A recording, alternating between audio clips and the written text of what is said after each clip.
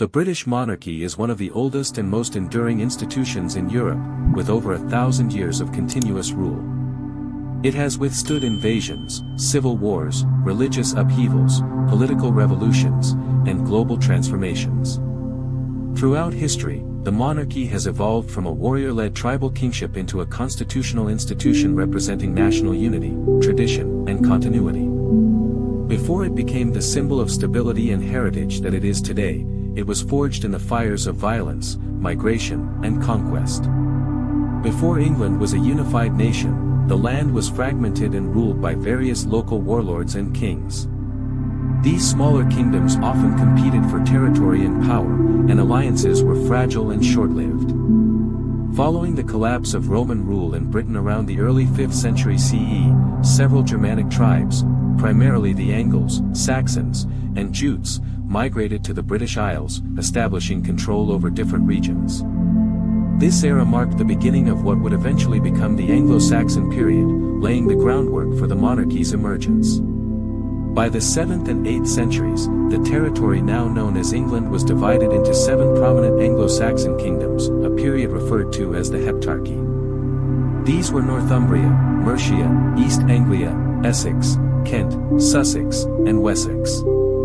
Each kingdom had its own royal family and laws, and they often engaged in battles for supremacy. Power constantly shifted among them, with Northumbria and Mercia enjoying periods of dominance. However, it was the Kingdom of Wessex, in the south, that would eventually lay the foundation for a united English monarchy. The turning point came in the 9th century with the rise of Alfred the Great, one of the most pivotal figures in British history. Born around 849, Alfred was the youngest son of King Ethelwulf of Wessex. He became king in 871, at a time when the Viking threat to England had reached a crisis point. The Vikings, led by the Great Heathen Army, a formidable coalition of Norse warriors, had overrun many of the Anglo-Saxon kingdoms. By the time Alfred ascended the throne, Wessex was the last major kingdom still holding out against the Viking advance. In 878, after a surprise Viking assault led by the Danish warlord Guthrum, Alfred was forced to retreat into the marshlands of Athelney in Somerset. During this period of exile, he reorganized his forces and launched a guerrilla resistance. A legendary story, though likely apocryphal, claims that while hiding, Alfred was so distracted by strategy that he let some cakes burn in a peasant's home. Regardless of its factuality, the tale symbolizes his lowest moment and his determination to fight back. Later that year, Alfred led his rebuilt army into the decisive Battle of Edington. Despite being outnumbered, Alfred's forces defeated Guthrum's army. The result was the Treaty of Wedmore, which partitioned England into 2 zones, the Anglo-Saxon south and west, ruled by Alfred, and the Danelaw in the north and east, under Viking control. Guthrum converted to Christianity as part of the agreement, further legitimizing Alfred's position.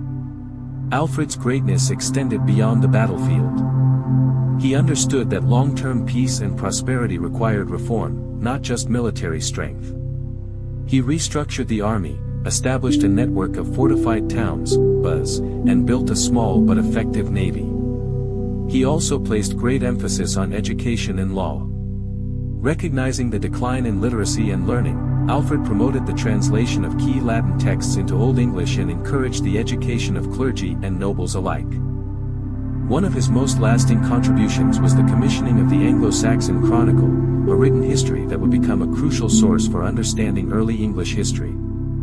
After his death in 899, Alfred's legacy continued through his son, Edward the Elder, and especially his grandson, Athelstan.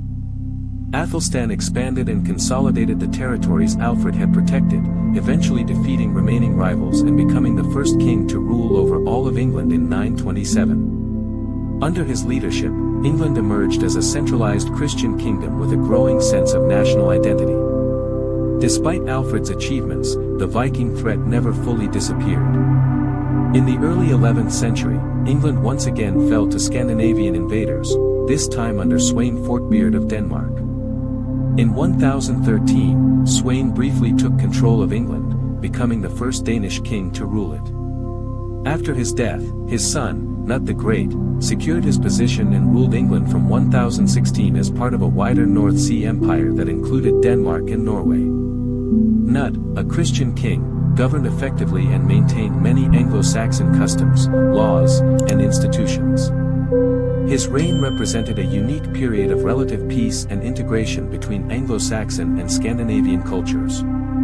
The final chapter of the Anglo-Saxon monarchy began in 1042 with the return of the House of Wessex to the English throne. After decades of Danish rule, the crown passed to Edward the Confessor, the son of Athelred the Unready and Emma of Normandy. Edward was a deeply pious and contemplative ruler, more interested in religious devotion than in the day-to-day demands of kingship. Despite his detachment from politics, he left a lasting mark by commissioning the construction of Westminster Abbey, which would later become the traditional site of English coronations and royal burials. However, Edward's reign was plagued by a growing concentration of power in the hands of powerful nobles, particularly the Godwin family, headed by Earl Godwin of Wessex, whose son Harold Godwin's son rose to prominence during Edward's rule. Edward's death in January 1066 without an heir triggered a crisis that plunged England into one of the most defining moments in its history. Three powerful men laid claim to the English crown. The first was Harold Godwin's son, Edward's brother-in-law and the most influential English noble at the time, who was selected by the Witenagemot, a council of nobles, and crowned shortly after Edward's death. The second was Harald Hardrada, King of Norway, who claimed the throne based on an old agreement between previous Scandinavian and English rulers. The third was William, Duke of Normandy, a distant relative of Edward, who asserted that Edward had promised him the throne and that Harold had sworn a sacred oath to support his claim. In September 1066, Harald Hardrada invaded northern England with a formidable Norwegian force but was defeated and killed by Harold Godwin's son at the Battle of Stamford Bridge. Though victorious, Harold's army was exhausted and had little time to recover before news arrived of another invasion, this time from the south. William of Normandy had landed on the southern coast of England with a well-equipped army, determined to claim the crown he believed was rightfully his. On October 14, 1066, the two forces met near the town of Hastings. The Battle of Hastings was brutal and decisive. Despite strong resistance from the Anglo-Saxon shield wall, Harold was ultimately killed, traditionally said to have been struck in the eye with an arrow, though the exact circumstances remain uncertain. His death broke the English resistance, and William emerged victorious. By December, William had been crowned King of England in Westminster Abbey, ushering in a new era. The Norman conquest marked the end of over 6 centuries of Anglo-Saxon rule and the beginning of a profound transformation in English history. The events from the tribal kingdoms of the Heptarchy, through the rise of the House of Wessex, and culminating in the victory of William of Normandy, laid the foundations for the monarchy as an enduring institution. The conquest brought not only a change in rulers but also in language, culture, governance, and land ownership. The feudal system was introduced, the Anglo-Norman aristocracy replaced the old nobility, and England became more deeply intertwined with continental Europe. From this crucible of war and succession, the English monarchy would evolve into a powerful political force, eventually shaping the future of the British Isles and, later, a global empire. The year 1066 stands as one of the most transformative in all of English history, a year filled with chaos, conflict, and monumental change. It witnessed the death of a king, the rise of rival claimants, and the birth of a new dynasty that would reshape the English monarchy and society for generations. At the center of this upheaval was William, Duke of Normandy, whose ambition and military prowess would forever alter England's destiny. When King Edward the Confessor died in January 1066, he left no direct heir, plunging the kingdom into a dangerous power vacuum.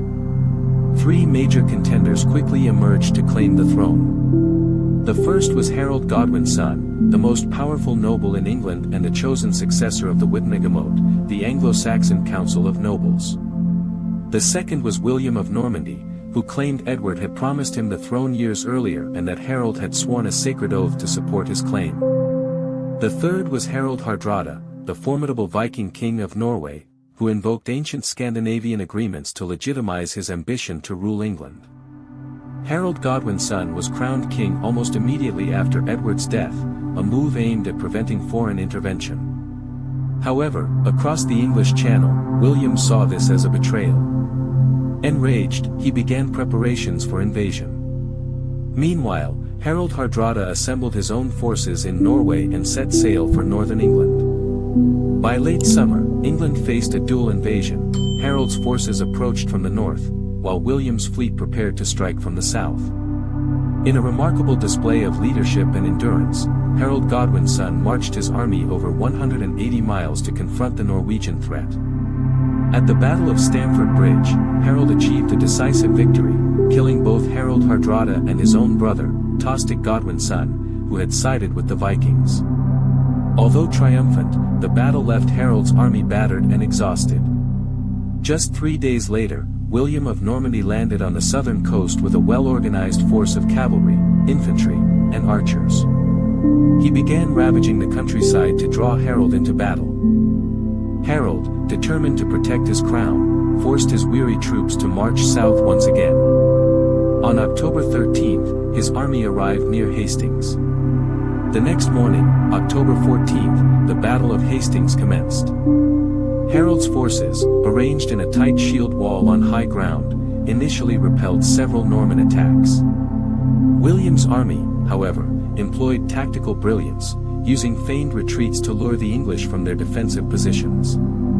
After hours of intense combat, Harold was killed, either by an arrow to the eye or by Norman swords, depending on the source.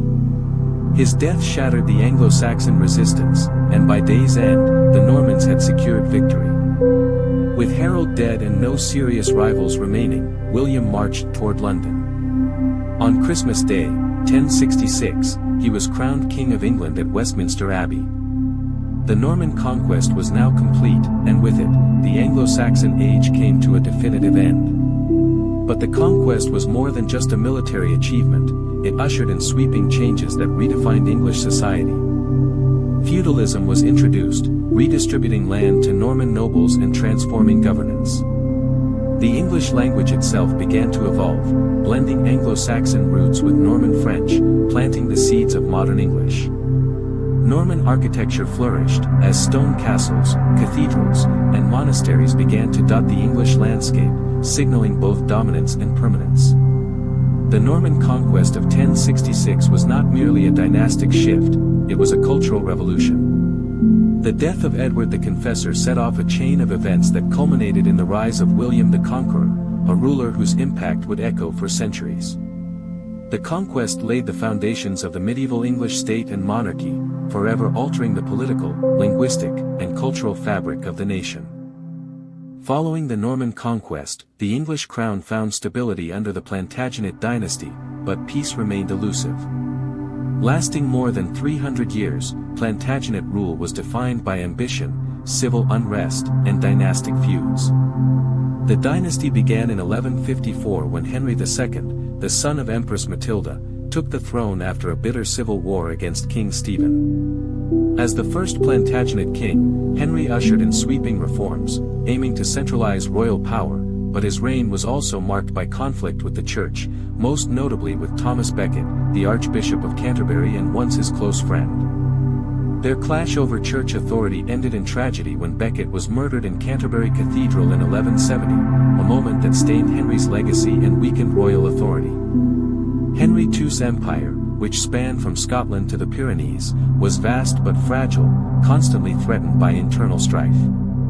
His sons, particularly Richard the Lionheart and John, frequently rebelled against him. Richard, known for his valor during the Crusades, spent little time in England, leaving governance in turmoil. His brother John, who succeeded him in 1199, proved to be one of England's most unpopular monarchs.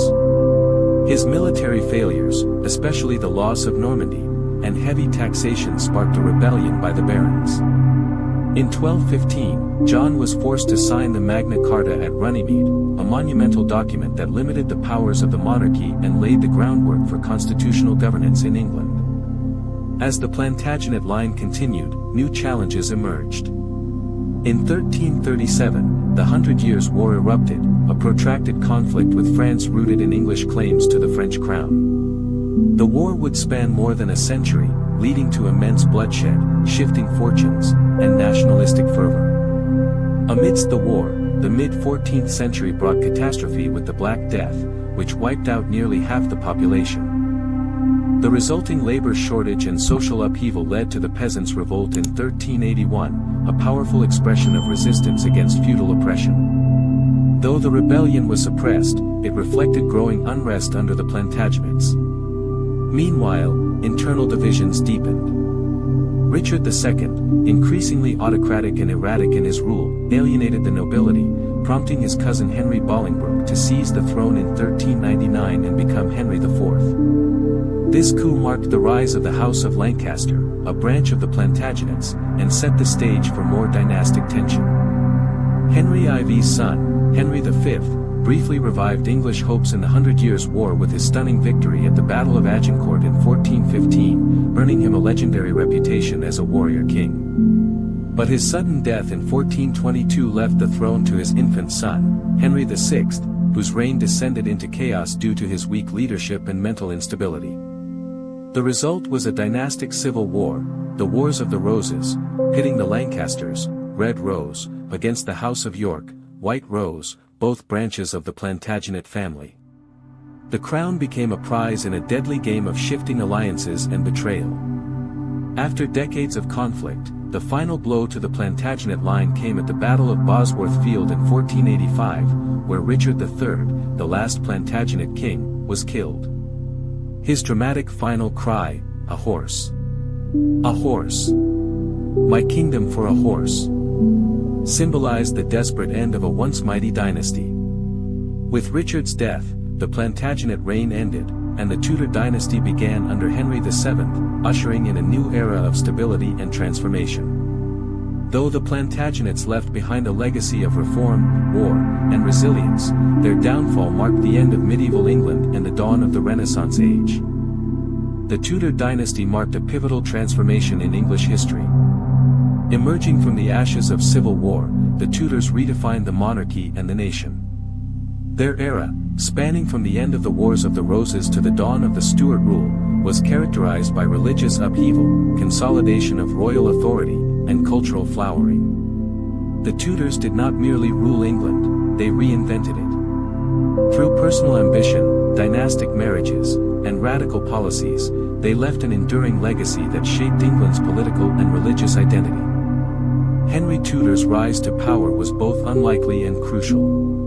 In 1485, he defeated Richard III at the Battle of Bosworth Field, bringing the decades-long Wars of the Roses to an end. Though his claim to the throne was weak, through his mother, Margaret Beaufort, he bolstered his legitimacy by marrying Elizabeth of York, uniting the rival houses of Lancaster and York. His reign focused heavily on stabilizing a fractured realm. Determined to prevent further dynastic conflict, he ruled with cautious authority, using strategic marriages, fiscal prudence, and a tightly controlled nobility to consolidate power. He strengthened the monarchy by increasing royal revenues, notably through the Court of the Exchequer, and by enforcing strict financial penalties on powerful nobles. Henry VII laid the foundation for a centralized English state and ensured a peaceful succession for his son, setting the stage for a new and ambitious era. Henry VIII came to the throne in 1509 as a young, athletic, and charismatic monarch. He was well-educated and embraced the ideals of the Renaissance, cultivating a vibrant court and championing humanist scholarship. However, his reign became defined less by his early promise and more by his relentless desire for a male heir and absolute authority. His reign would witness one of the most profound religious and political transformations in English history. Henry's failure to produce a male heir with his first wife, Catherine of Aragon, led to a dramatic confrontation with the papacy. When Pope Clement VII refused to annul the marriage, Henry initiated the English Reformation. In 1534, through the Act of Supremacy, he declared himself supreme head of the Church of England, severing ties with Rome. This religious schism not only allowed him to marry Anne Boleyn but also transferred vast church wealth to the crown and reoriented England toward a Protestant identity, though Henry himself remained doctrinally conservative. Henry VIII's marital history became notorious. He married 6 times, divorcing Catherine of Aragon and Anne of Cleves, executing Anne Boleyn and Catherine Howard, losing Jane Seymour to childbirth, and outliving his final wife, Catherine Parr. His third wife, Jane Seymour, finally gave him the long-sought male heir, Edward. These personal decisions had national implications, leading to political factionalism, religious persecution, and executions. Henry's later years were marked by physical decline, paranoia, and autocracy. Yet, his policies redefined the monarchy's power and set the course for England's transformation into a Protestant state. Edward VI ascended the throne in 1547 at the age of 9, inheriting his father's newly formed Protestant kingdom. During his short reign, the government was run by regents, first Edward Seymour, Duke of Somerset, and later John Dudley, Duke of Northumberland. These advisors advanced Protestant reforms aggressively. Latin Mass was abolished, English services were introduced, and key doctrinal shifts were enacted through the Book of Common Prayer. Edward, though intellectually capable and devoutly Protestant, was plagued by poor health. He died of tuberculosis in 1553 at just 15 years old, sparking a succession crisis that briefly placed Lady Jane Grey on the throne before Mary I asserted her claim. Mary I, Henry VIII's eldest daughter and the only surviving child of Catherine of Aragon, came to the throne with a mission to restore Catholicism. As the first reigning Queen of England, she faced immediate resistance from a Protestant-leaning elite. In 1554, she married Philip II of Spain, a deeply unpopular move that sparked fears of foreign domination. Her determination to reverse the Reformation led to the Marian persecutions, during which over 280 Protestants were executed by burning. These executions, public and brutal, earned her the posthumous moniker, Bloody Mary. Though sincere in her religious convictions, her attempts to re-Catholicize England were ultimately unsuccessful. Mary died childless in 1558, and with her death, Protestantism regained dominance under her half-sister Elizabeth. Elizabeth I inherited a deeply divided kingdom, torn between Catholic and Protestant factions and shaken by decades of dynastic uncertainty. Despite pressures to marry and produce an heir, she ruled alone, leveraging her unmarried status as a symbol of devotion to her country. Elizabeth skillfully navigated religious tensions through the Elizabethan religious settlement, which established a moderate form of Protestantism while avoiding extremes. Her reign saw the rise of England as a cultural and political power, fostering literary giants like Shakespeare and Marlowe, and laying the groundwork for colonial ambitions. The most iconic military episode of Elizabeth's reign came in 1588, when Philip II of Spain sent the Spanish Armada to overthrow her and restore Catholic rule. The Armada's failure, due to poor planning, bad weather, and the strategic use of English fire ships, was a turning point. It boosted English morale, solidified Elizabeth's authority, and weakened Spain's naval supremacy. Elizabeth's speech at Tilbury, in which she declared, "I have the heart and stomach of a king," became a defining moment of her legacy. Elizabeth reigned for 45 years, presiding over what would become known as the Elizabethan Golden Age. But with no marriage and no heirs, her death in 1603 ended the Tudor dynasty. The crown passed to James VI of Scotland, uniting the thrones of England and Scotland under the Stuart line. Elizabeth's death marked the end of an extraordinary chapter in English history, but her legacy, as a powerful female ruler, a religious balancer, and a patron of culture, remains one of the most celebrated in the monarchy's history. The Tudor dynasty left an indelible imprint on the fabric of England. From Henry's careful consolidation of power to Henry VIII's religious revolution, through Edward's fragile reform and Mary I's bloody reaction, to Elizabeth I's strategic and splendid reign, the Tudors reshaped England's identity. Their rule was steeped in conflict, transformation, and innovation. They presided over the end of medieval England and the birth of the modern state, influencing everything from church and crown to language and culture. The Tudors may have ended with Elizabeth, but their impact echoes through the ages. The Stuart dynasty took the throne after the death of Elizabeth I in 1603, marking the beginning of a new era. This period was far from peaceful, as it was marked by religious conflict, political strife, and profound revolution. The monarchs of this era would face immense challenges, losing much of their power while the people gradually gained more.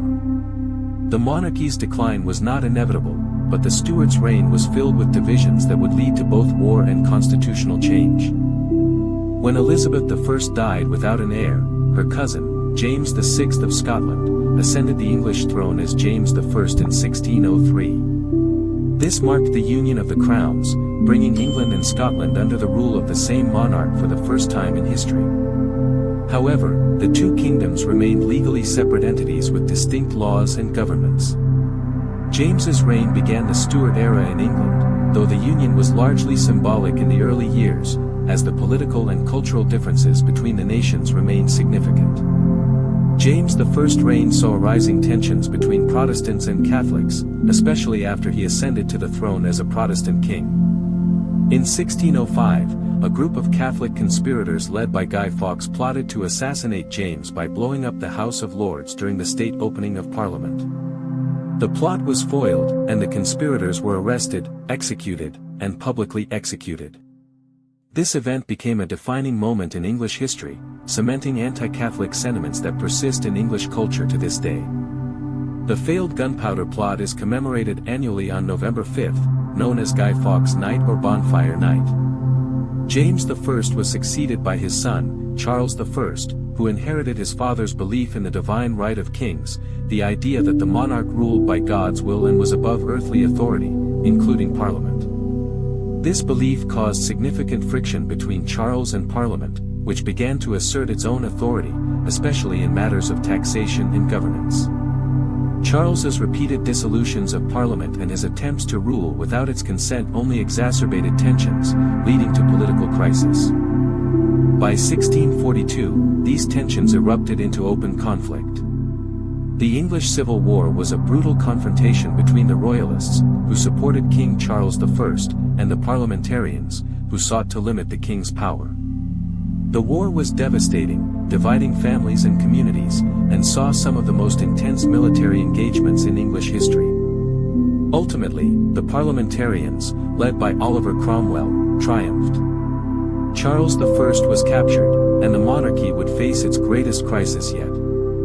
In 1649, after being tried for treason, King Charles I was executed by beheading, making him the first English monarch to be executed by his own people. His death marked the abolition of the monarchy, and England briefly became a republic under the leadership of Oliver Cromwell. The execution of Charles was a profound shock to the nation, and it fundamentally altered the course of English governance. Oliver Cromwell, leader of the Parliamentarians during the Civil War, assumed control of the nation as Lord Protector of the Commonwealth. His rule was marked by puritanical laws that banned many traditional celebrations, including Christmas and theatre. Although Cromwell stabilized England after the chaos of civil war, his governance was often seen as harsh and authoritarian. Cromwell also led a brutal military campaign in Ireland, which resulted in widespread death and suffering.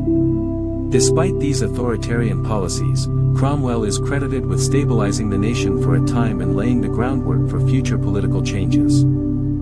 After Cromwell's death in 1658, the Republic failed to maintain power, and in 1660, Charles II, the son of the executed Charles I, was invited to return to England in a period known as the Restoration. The monarchy's return was welcomed by many, weary of the strict Puritan rule. However, Charles II's return did not restore the monarchy to its former power. The experiences of the Civil War and Cromwell's republic meant that Parliament had gained more authority, and Charles's reign saw the beginning of the constitutional monarchy. During Charles II's reign, England faced both disaster and recovery. In 1665, the Great Plague ravaged London, killing over 100,000 people. A year later, in 1666, the Great Fire of London devastated the city, destroying much of it but sparing most lives. Despite the massive destruction, the rebuilding of London was swift, and the city emerged from these calamities stronger than before. James II succeeded his brother Charles II in 1685. A Catholic monarch in a predominantly Protestant nation, James's belief in the divine right of kings and his attempts to promote Catholicism caused widespread fear and opposition. In 1688, after he attempted to increase his power without Parliament's consent, the political crisis deepened. Parliament invited William of Orange, a Protestant Dutch prince and James's son-in-law, to invade England. James fled to France, and William and his wife, Mary II, ascended the throne. This bloodless coup is known as the Glorious Revolution and marked the end of absolute monarchy in England. With the Glorious Revolution, William III and Mary II agreed to the Bill of Rights in 1689, which significantly curtailed royal power and affirmed the supremacy of Parliament. This law ensured that the monarchy could no longer rule without Parliament's consent and established a constitutional monarchy, where the power of the crown was balanced by that of Parliament. This marked the end of the era of absolute kings in England and set the stage for the development of the British political system as we know it today. In 1707, the Act of Union was passed, merging the kingdoms of England and Scotland into the Kingdom of Great Britain. This consolidation of the two nations further integrated them politically and economically and established a unified parliament. The last Stuart monarch, Queen Anne, reigned from 1702 to 1714. Her reign was marked by personal tragedy, as she endured 17 pregnancies but had no surviving heirs. With her death, the Stuart line came to an end. The throne passed to George I of Hanover, a distant relative from Germany, ensuring that a Protestant monarch would continue to rule England and marking the beginning of the Hanoverian dynasty. The Stuart dynasty presided over one of the most turbulent periods in English history. From the execution of a king to the restoration of the monarchy, the Civil War, and the Glorious Revolution, the Stuarts experienced both the rise and fall of royal authority. The monarchy's struggles for power against Parliament and the people's increasing demands for a voice in governance set the foundation for modern constitutional monarchy. With the death of Queen Anne and the ascension of George I, the Stuarts' era concluded, giving way to a more democratic system that would shape the future of England and Britain. The Hanoverian dynasty, which began with George I in 1714, is remembered for overseeing Britain's rise to global dominance. Though the first Hanoverian monarch was foreign and uncharismatic, this period saw Britain transform into the wealthiest and most powerful empire the world had ever seen. From industrial advancements to the expansion of an empire that spanned the globe, the Hanoverian era was one of profound social, political, and technological change.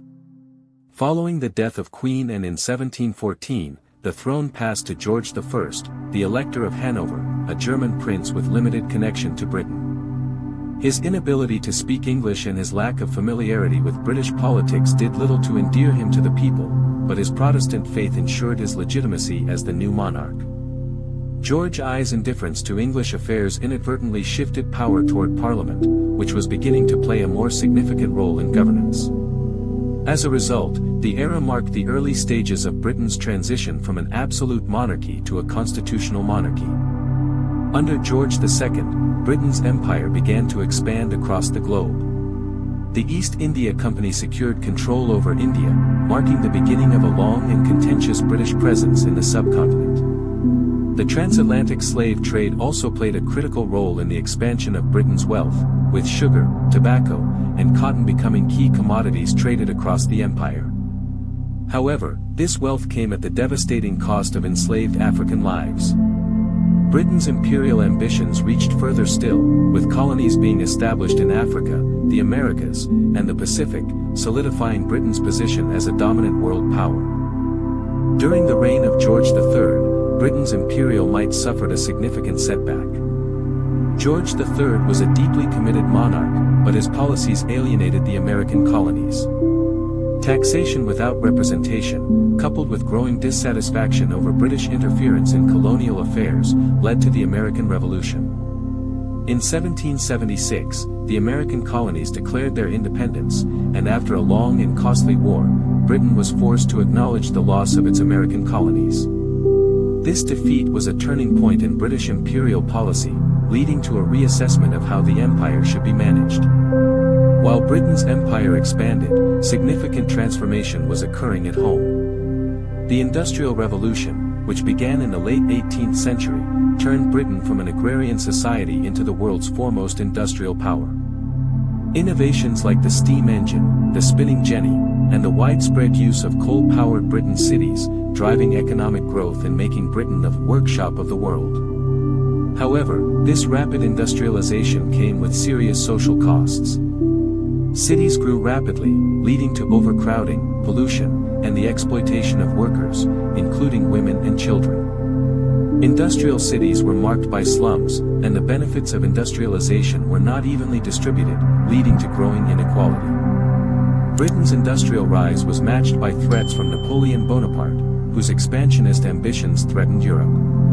Britain found itself in constant military conflict with Napoleon's France, particularly during the Napoleonic Wars. The British Navy, under Admiral Horatio Nelson, secured a decisive victory at the Battle of Trafalgar in 1805, ensuring British control of the seas. At the Battle of Waterloo in 1815, the Duke of Wellington led British and Allied forces to defeat Napoleon's army, ensuring Britain's continued dominance in Europe. These victories helped solidify Britain's military and imperial power. During George III's later years, his mental health deteriorated, leading to the Regency era, in which his son, George IV, ruled as Prince Regent. The Regency period, 1811 to 1820, was characterized by excess, extravagance, and luxury. The arts flourished, and the period is often associated with the grandeur of Regency architecture and fashionable society. However, beneath this veneer of luxury, Britain was also experiencing social unrest, with growing movements advocating for political reform and greater representation for the disenfranchised working classes.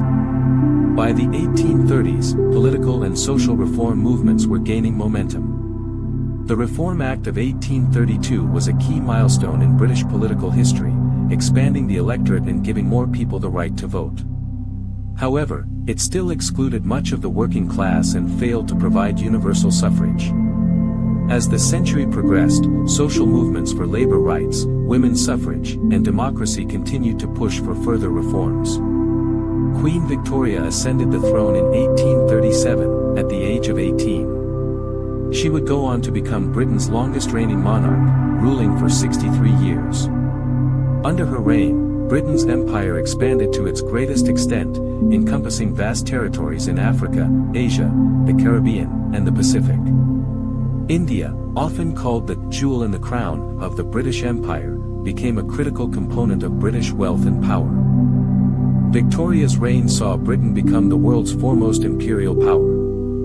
Railways, telegraphs, and steamships helped connect distant corners of the empire, while British soldiers and administrators helped solidify Britain's dominance. However, the empire was built not just on technological innovation and military strength but also on exploitation, violence, and the subjugation of colonized peoples. Conquests and imperial control often led to the erosion of native cultures and the harsh treatment of indigenous populations. As the empire expanded, Britain underwent significant changes at home. Advances in education, science, and medicine reshaped society, and movements for social justice gained ground. Women's rights, labor rights, and political reforms became important issues.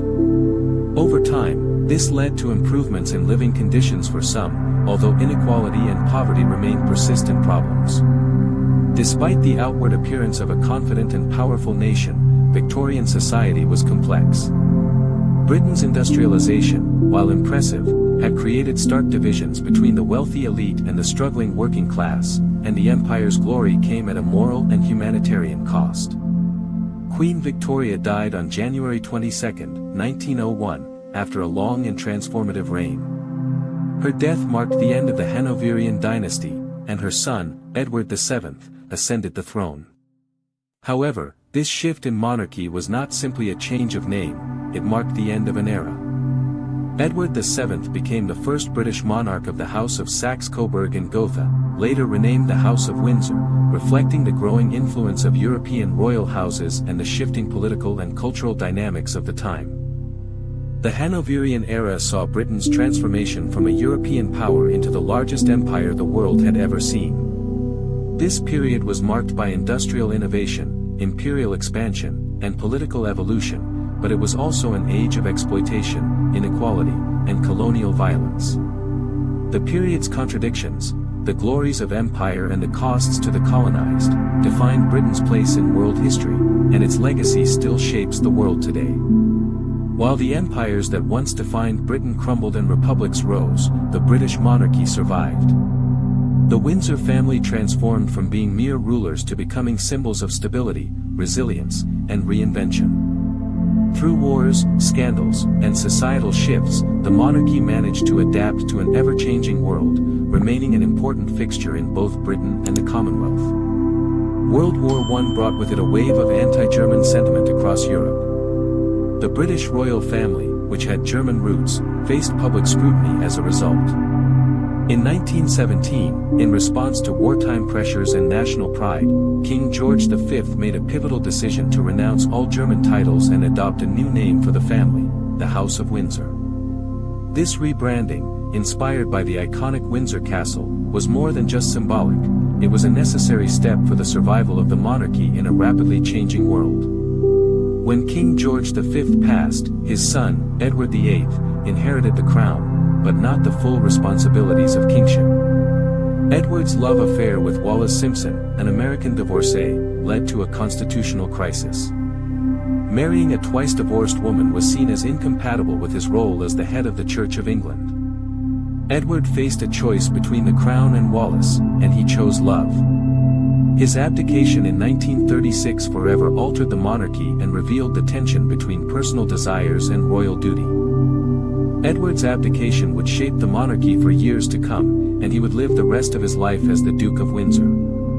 George VI, Edward VIII's younger brother, unexpectedly became king following the abdication. His reign would test the monarchy in ways it had never been before, as Britain faced the horrors of World War II. Initially hesitant, George VI rose to the occasion, displaying courage and resilience in the face of the Blitz, when London was bombed by Nazi forces. His leadership, especially in times of adversity, earned him the respect of his people, and the monarchy was humanized, sharing in the struggles and suffering of the nation. In 1952, at just 25 years old, Princess Elizabeth became Queen Elizabeth II while on a tour in Kenya. Her reign, which lasted over 70 years, saw Britain undergo dramatic transformations, from decolonization to the expansion of the Commonwealth, and from the collapse of the empire to the rise of globalization. As Britain's longest-reigning monarch, Elizabeth II remained a constant in an ever-changing world. She met with every U.S. president from Truman to Biden and became the grandmother of the Commonwealth. Through both peace and conflict, Queen Elizabeth embodied continuity and stability, guiding the nation through profound social, political, and cultural change. While Queen Elizabeth II remained a symbol of stability, the monarchy faced unprecedented scrutiny during the marriage of her son, Prince Charles, to Princess Diana. Their relationship captivated the world, but the marriage eventually fell apart under public pressure and personal struggles. The tragic death of Princess Diana in 1997 shocked the globe and sparked a wave of mourning. Despite the public outpouring of grief, Queen Elizabeth initially remained silent, but as the public demand for a response grew, she was forced to address the tragedy. This moment marked a turning point in the monarchy's relationship with the public, highlighting the complexities of modern royal life. As the 21st century progressed, the monarchy continued to adapt to an age of transparency and media scrutiny. Prince William and Kate Middleton emerged as the future faces of the monarchy, modern, relatable, and committed to their duties. Meanwhile, Prince Harry and Meghan Markle made headlines by stepping back from their royal duties in a move that challenged long-standing royal traditions.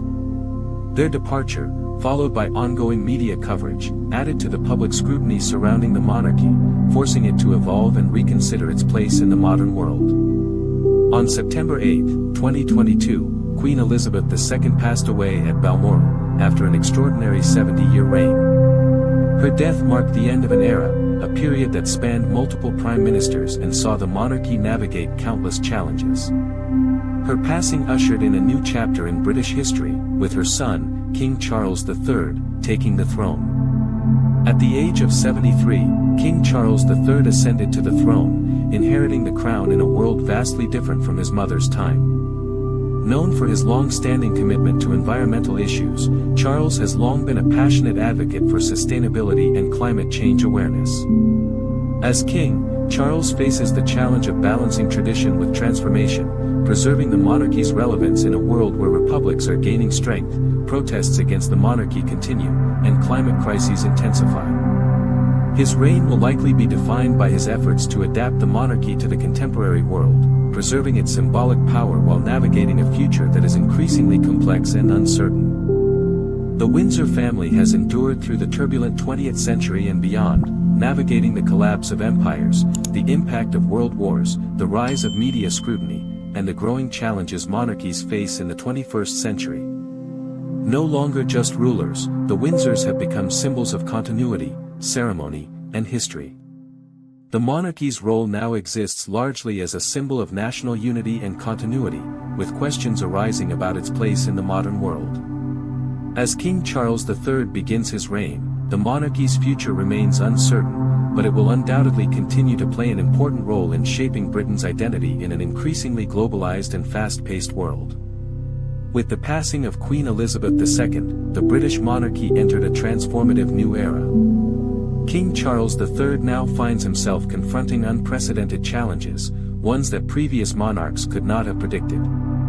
In an age dominated by the digital world, global movements, and shifting public opinions, the royal family is no longer just a symbol of tradition but an institution that must continuously reinvent itself to remain relevant. The Windsor's future is no longer just about maintaining tradition, it's about evolving with the times, particularly in a world that demands inclusivity, climate action, and accountability.